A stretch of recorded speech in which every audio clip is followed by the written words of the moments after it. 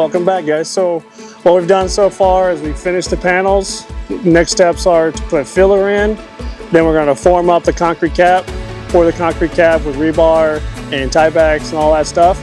And then once that cap is done, we're going to strip it, backfill, and then we're out of here. So what caused you to call these guys out here originally?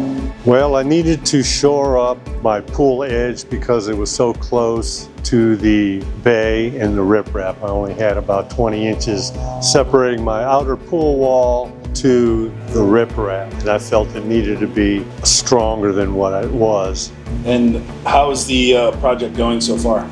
Everything is going really good. I'm really satisfied with Florida Seawall Solutions. The guys know what they're doing. They've been here on time every day, early as a matter of fact, and they all seem to know exactly what's going on. They work well together. And would you recommend Florida Seawall Solutions to your neighbors or friends? I would. The salesman knew everything about the project, all the steps required to do this, and answered the questions I had along the way.